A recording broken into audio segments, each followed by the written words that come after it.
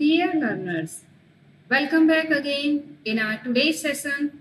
So, as you can see that today we are going to talk about on the topic prevalence, types, characteristics and educational needs of diverse learners. So, let's understand our today's topic. So, first we will discuss about the prevalence of disability. If we talk about the prevalence of disability, the prevalence of intellectual disabilities, physical disabilities, and multiple disabilities varies by region and population. It is essential to gather up to date data from reliable source to understand the prevalence in specific context.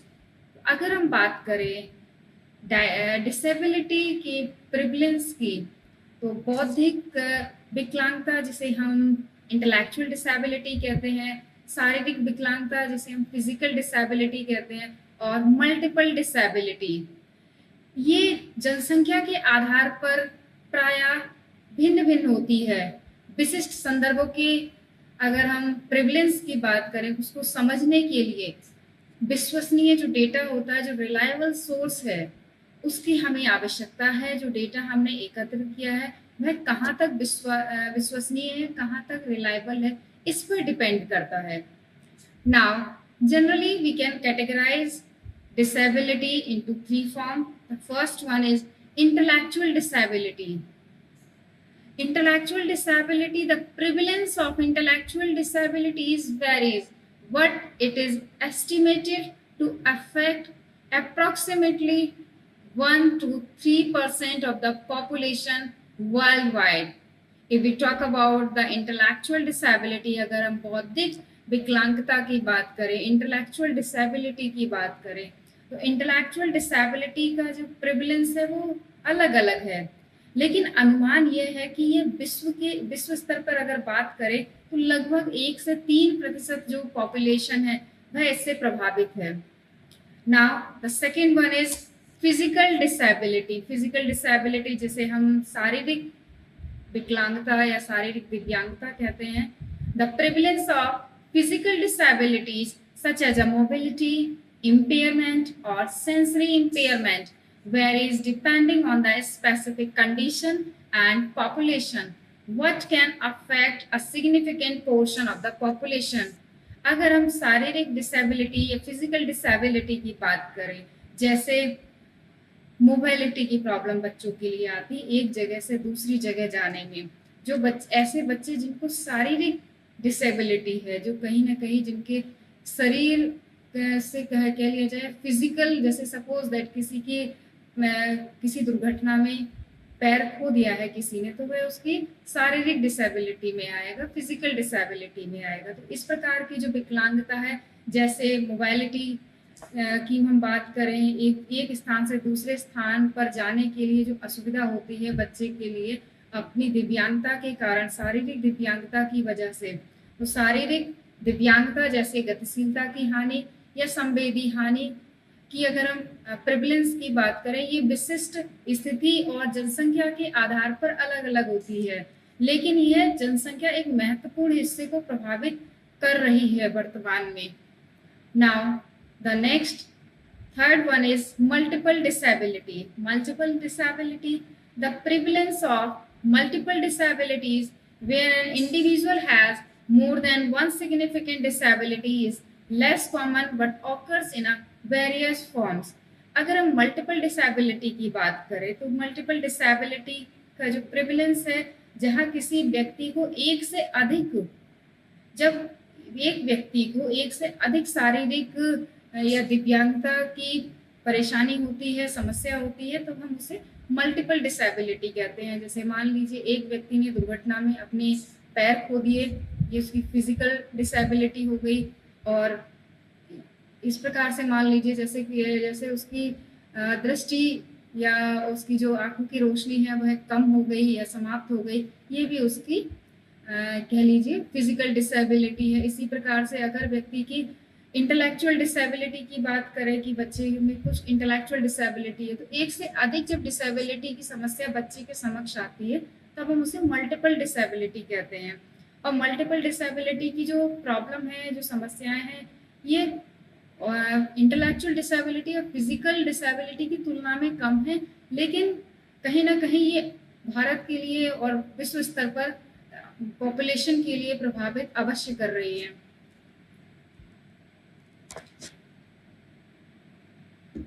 Now, next we are going to discuss about the prevalence of disability in India. अगर हम भारत में disability की prevalence की बात करें, so the Registrar General and Census Commissioner of India included a questions about disability status in both 2001 and 2011 Indian census. The summary of 2011 census finding reveals that out of India's total population of 1 to 1 crore,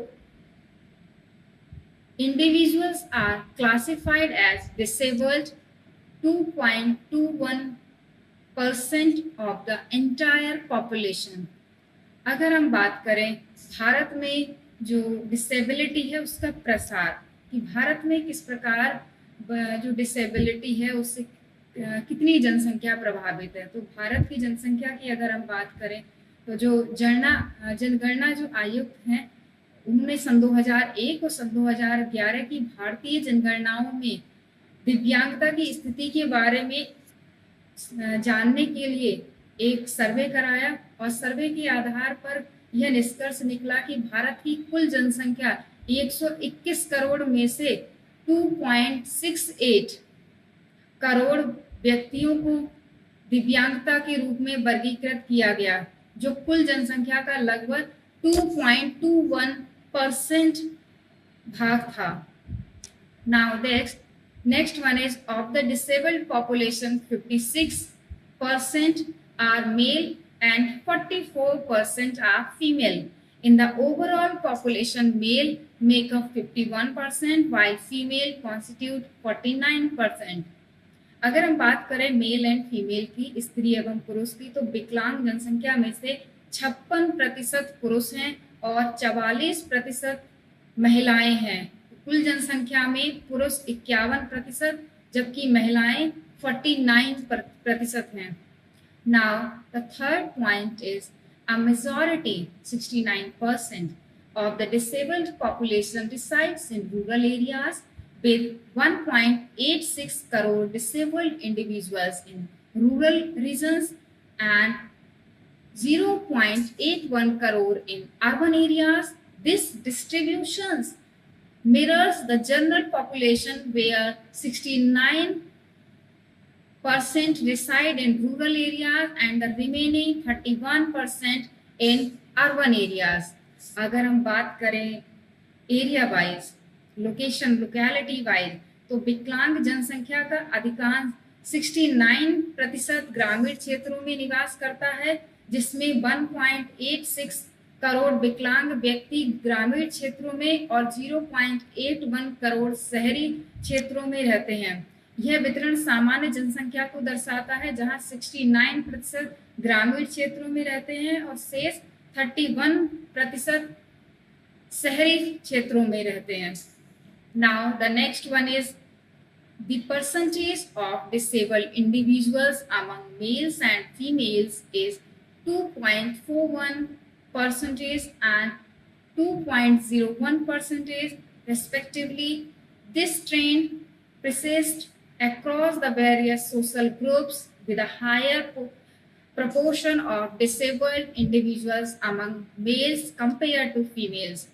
अगर हम बात करें 2001 से या पुरुष और महिलाओं के बीच विकलांग व्यक्तियों का प्रतिशत क्रमशः 2.41% और 2.01% है। यह टेंडेंसी कह लिया जाए या ट्रेंड कह लिया जाए, यह ट्रेंड विभिन्न सामाजिक समूह में बनी रहती है प्रायः। जहां पुरुषों में अगर हम दिव्यांगता की बात करें तो पुरुषों में दिव्यांग व्यक्तियों का उच्च अनुपात प्रायः देखने को मिलता है।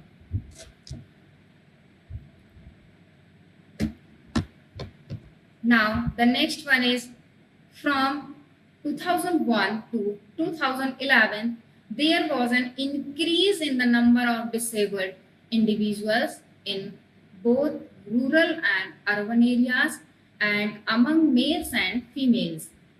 The population of disabled person in the total population as well as in the male and female population also increased during this period. अगर हम बात करें 2001 से 2011 के मध्य ग्रामीण और शहरी क्षेत्रों में जो मेल है और फीमेल है उनमें विकलांग व्यक्तियों की संख्या में वृद्धि हुई है। कुल जनसंख्या के साथ साथ जो मेल और फीमेल जनसंख्या में विकलांग व्यक्तियों का अनुपात भी इस अवधि के दौरान इंक्रीज हुआ है, बढ़ा है। Now the next one is the percentage of disabled individuals in relation to the total population increased from 2.13% in 2001 to 2.21% in 2011. In rural areas, the increase was from 2.21% in 2001 to 2.24% in 2011. While in rural areas, it rose from 1.93% to 2.7%. The same upward trend was observed among the males and females during this decade. अगर हम बात करें कि किस प्रकार से उसमें परिवर्तन आया है, कैसे इंक्रीज हुआ है, तो कुल जनसंख्या के संदर्भ में अगर हम बात करें तो कुल जनसंख्या के संदर्भ में विकलांग व्यक्तियों का प्रतिशत 2001 में 2.13% से बढ़कर 2011 में 2.21% हो गया। ग्रामीण क्षेत्रों में वृद्धि की बात करें तो ग्रामीण क्षेत्रों में वृद्धि सन 2001 में 2.21% से 2011 में 2.24% हो गई, जबकि शहरी क्षेत्रों में यह 1% 93 से बढ़कर 2% 17% हो गई। यह ऊपर की प्रवृत्ति पुरुषों और महिलाओं में भी देखी गई। Now the next one is the percentage decadal change in the disabled population from 2001 to 2011 is 2.4%, whereas for the total population, the percentage decadal change is 17.7%. तो 2001 से 2011 के बीच जो विकलांग जनसंख्या है, दिव्यांग पॉपुलेशन है, उसमें प्रतिशत दशक में बहुत बड़ा परिवर्तन आया जो 22.4% है, जबकि कुल जनसंख्या के लिए प्रतिशत दशक परिवर्तन 17.7% है। In India, 20% of disabled individuals have a disability related to movement, 19% have a visual impairment, 19% have a hearing impairment, and 8% have a multiple disabilities. Males are more affected in each of these disabilities categories. अगर हम भारत में बात करें विशेषकर अपने भारत की, तो भारत में 20% जो विकलांग व्यक्तियों का को कहीं ना कहीं जो प्रॉब्लम है वो फिजिकल से रिलेटेड है, फिजिकल डिसेबिलिटी है, और 19% को विजुअल इम्पेयरमेंट की समस्या है, और 19% को ही हियरिंग इम्पेयरमेंट की प्रॉब्लम है, और 8% को मल्टीपल डिसेबिलिटीज की प्रॉब्लम है। प्रत्येक जो कैटेगरीज है जैसे फिजिकल है, इंटेलेक्चुअल है और आपका मल्टीपल है, उसमें पुरुषों की सबसे ज़्यादा है, जो मेल है उनकी जो एक प्रकार से कहा जाए वो ज़्यादा समस्या से ग्रसित हैं प्रत्येक कैटेगरी में। Now the next one is male disabled individuals. 22% have a movement related disability, while 80% have a visual or hearing impairment, and 8 have a multiple disabilities. So, and among female disabled individual, 20% have a visual or hearing impairment, 18% have a movement related disabilities, and 8% have a multiple disabilities. वही चीज हमने clear किया था कि जो categories हैं, जो 3 categories हैं, पहला है आपका इंटेलेक्चुअल, सेकंड है आपका फिजिकल, थर्ड है आपका थर्ड जो था फिजिकल, इंटेलेक्चुअल एंड मल्टीपल। इन सभी कैटेगरीज में मेल जो है या पुरुष हैं उनमें विकलांगता, उनमें दिव्यांगता की दर प्रत्येक कैटेगरी में उच्च है, महिलाओं की कंपेयर काफी है। Now next we are going to discuss about characteristics of intellectual, physical and multiple disabilities.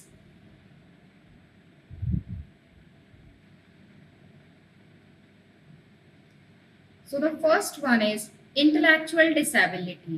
Intellectual disabilities involve limitation in intellectual functioning and adapting behavior. They can be manifest in various ways. So अगर हम बात करें intellectual disabilities की, तो intellectual disabilities के लिए हम बौद्धिक दिव्यांगता के नाम से भी जानते हैं। बौद्धिक दिव्यांगता में बौद्धिक कार्य क्षमता जो इंटेलेक्चुअल लेवल पर किया जाता है वर्क, उसमें जब बच्चे को समस्याएं आती है, बच्चा वह कार्य करने में जो इंटेलेक्चुअल लेवल पर जो वर्क किया जाता है वो सामान्य विद्यार्थियों की तुलना में करने में, यदि कोई विद्यार्थी असमर्थ है, कहीं ना कहीं उसको समस्या आ रही है, तब उस बच्चे के लिए इंटेलेक्चुअल डिसेबिलिटी की कैटेगरीज में रखा जाता है। तो अगर हम बात करें कि किस प्रकार की जो इंटेलेक्चुअल डिसेबिलिटी है वो प्रायः देखने को मिलती है, so first if we talk about the characteristics, so the first one is cognitive. That means delayed development in cognitive skills, difficulty with abstract thinking, problem solving and learning new concept.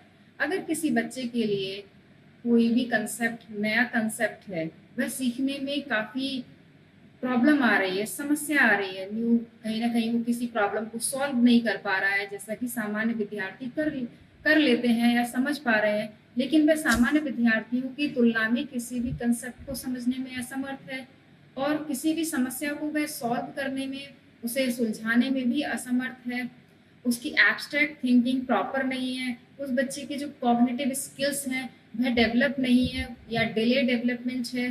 तो इस प्रकार के विद्यार्थियों को हम intellectual disabilities की category में रखते हैं। नेक्स्ट अगर हम बात करें adaptive, challenges in adapted behavior such as a communication, self-care, social skill and independent living. अगर हम बात करें इंटेलेक्चुअल डिसेबिलिटीज की, तो ऐसे विद्यार्थी प्रायः कम्युनिकेशन स्किल्स उनका बेटर नहीं होता है, कम्युनिकेशन में वह प्रॉब्लम, वो बच्चे प्रायः प्रॉब्लम फेस करते हैं, सोशल स्किल्स उनके बहुत वीक होते हैं, वो सोशल स्किल्स पर कहा जाए कि वो सोशल स्किल्स में एक प्रकार से कहीं ना कहीं प्रॉब्लम फेस करते हैं। और इंडिपेंडेंट अपनी एक प्रकार से कम्युनिकेशन की कहीं ना कहीं कमी रहती है, सामाजिक कौशल और स्वतंत्र जीवन यापन में चैलेंजेस फेस करते हैं। Now the next one is social difficulty in social interaction and understanding social norms. ऐसे विद्यार्थी प्रायः प्रॉब्लम फेस करते हैं, सोशल इंटरेक्शन करने में डिफिकल्टी फेस करते हैं और सोशल नॉर्म्स को समझने में कहीं ना कहीं चैलेंजेस, वो ऐसे विद्यार्थी चैलेंजेस फेस करते हैं। Now next we are going to discuss about the educational needs of this kind of students. इस प्रकार के विद्यार्थियों के लिए किस प्रकार की एजुकेशनल नीड की आवश्यकता है? तो प्रायः ऐसे विद्यार्थियों के लिए the first point is individualised education plans. बच्चों के लिए इंडिविजुअल एजुकेशन प्लान्स तैयार किए जाने चाहिए अध्यापक के द्वारा। ऐसे विद्यार्थी जो कहीं ना कहीं इंटेलेक्चुअल डिसेबिलिटी से सफ़र कर रहे हैं, ऐसे विद्यार्थियों के लिए इंडिविजुअल एजुकेशन प्लान तैयार किए जाने चाहिए, उनकी आवश्यकताओं को ध्यान में रखते हुए। Now next one is special education services and accommodation. ऐसे विद्यार्थियों के लिए प्रायः जो विशेष शिक्षा से रिलेटेड जितनी भी सर्विसेज हैं वह प्रोवाइड की जानी चाहिए। Teaching strategies that focuses on concrete hands on learning. एक प्रकार से जो व्यवहारिक शिक्षण है और जो चाइल्ड सेंटर्ड लर्निंग है उस पर फोकस किया जाना चाहिए। Life skills training and vocational education, बच्चे के लिए जीवन कौशल प्रशिक्षण प्रदान किया जाना चाहिए और साथ साथ बच्चे के लिए व्यावसायिक ट्रेनिंग या व्यावसायिक शिक्षा प्रदान की जानी चाहिए। Next, supportive and structured learning environment, बच्चे के लिए सहायक और संरचित, जिसे कहा जाता है स्ट्रक्चर्ड टीचिंग इन्वायरमेंट क्रिएट किया जाना चाहिए और बहुत आवश्यक है। Next, accessible learning materials and environment, बच्चे के लिए आवश्यक है कि बच्चे के लिए एक्सेसिबल लर्निंग मटेरियल्स प्रोवाइड कराया जाए और structure learning environment, barrier free learning environment create किया जाए। The next one is adaptive teaching methods and curriculum, अर्थात जो करिकुलम है वह अडेप्टेड होना चाहिए, उसमें टाइम के अकॉर्डिंग, उसमें बच्चे की आवश्यकता के अनुसार उसमें चेंजेस परिवर्तन किया जा सके, इस प्रकार का करिकुलम डिजाइन किया जाना चाहिए, जो कि बहुत आवश्यक है।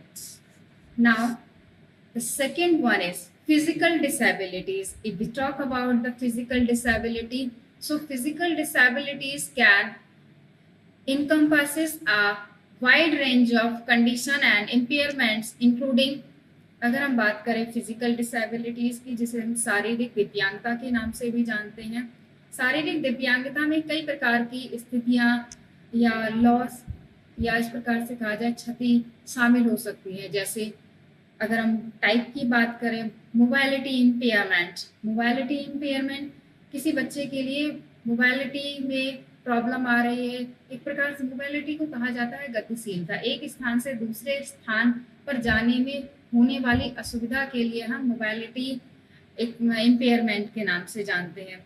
लाइक पैरालिसिस, किसी को पैरालिसिस हो गया है, या लिम्फ लॉस किसी की कोई, या जैसे किसी का पैर दुर्घटना में एक प्रकार से काट दिया गया है। नेक्स्ट, सेंसरी इम्पेयरमेंट, किसी के लिए ब्लाइंडनेस की प्रॉब्लम है, जिसे दिखाई बिल्कुल नहीं देता है, डीफनेस की प्रॉब्लम है, या chronic health condition like muscular related issues. There are so many issues which is related to the physical disabilities. Now, next we are going to discuss about here the characteristics of physical disabilities. Here we have categorized the characteristics of physical disabilities into three. The first one is motor skill, second one is health, third one is communication. Let's understand one by one. First one is motor skills, impaired gross and fine motor skills, difficulty in mobility and coordination. अगर बच्चे के लिए, विद्यार्थी के लिए mobility में problem आ रही है या कोऑर्डिनेशन में प्रॉब्लम आ रही है, वह हमारी जो समस्याएं हैं वो मोटर स्किल्स के अंतर्गत आती हैं। Health may have associated with health issues such as a pain, fatigue and frequent medical needs. And if we talk about the communication, some may have a difficulties with speech or require assistive communication devices. It also comes under the categories of disability, kind of disability.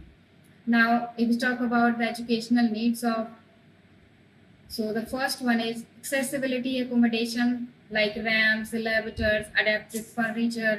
तो बच्चों के लिए जो आवश्यक है, जो education need है, शैक्षिक क्या आवश्यकताएं हैं, तो सबसे पहले एक्सेसिबल एकोमोडेशन प्रोवाइड कराया जाना चाहिए विद्यार्थी के लिए, लाइक रैम्प्स हो गए, ऐसे विद्यार्थी के लिए जिन्हें मोबाइलिटी की प्रॉब्लम है, एक स्थान से दूसरे स्थान पे जाने के लिए विद्यार्थियों के लिए व्हील चेयर की आवश्यकता है, ऐसे विद्यार्थियों के लिए रैम्प होने चाहिए विद्यालय में, और साथ में एलिवेटर्स की सुविधा प्रदान की जानी चाहिए, अडेप्टेड फर्नीचर होना चाहिए, जिससे बच्चा अपनी आवश्यकताओं के अनुसार उसको एक्सेस कर पाए।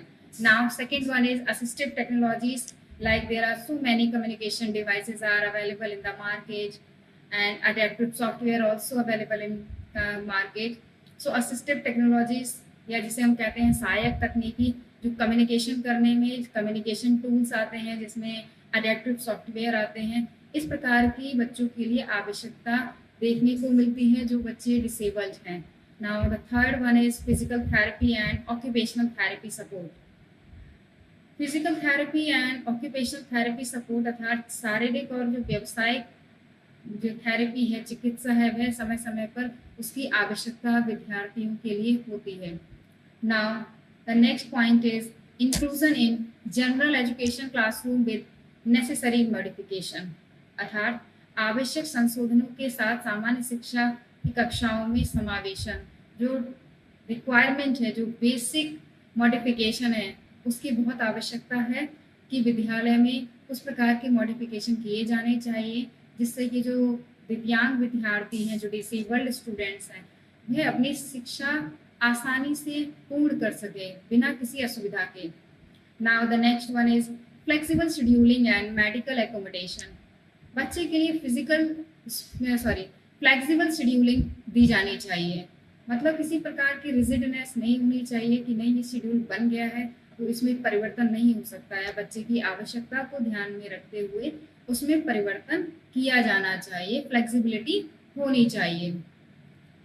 Now next and the last point is inclusive classroom practices and peer support, अर्थात जो समावेशी कक्षाएं हैं, जो इंक्लूसिव क्लासरूम्स हैं, उस प्रकार की प्रैक्टिसेस को बढ़ावा दिया जाना चाहिए जिससे जो विद्यार्थी हैं वो इंक्लूसिव क्लासरूम्स के इन्वायरमेंट में अपने आप को अडेप्ट कर पाएँ। जो सारी जिस प्रकार की जो लर्निंग है, टीचिंग लर्निंग मेथोडोलॉजी है और जो टीचिंग टेक्निक्स हैं, उस प्रकार की जो आवश्यक इस प्रकार के विद्यार्थियों के लिए न्यू टीचिंग स्ट्रैटेजीज की नीड होती है और क्लासरूम्स के इन्वायरमेंट को बैरियर फ्री इन्वायरमेंट क्रिएट करना बहुत आवश्यक है।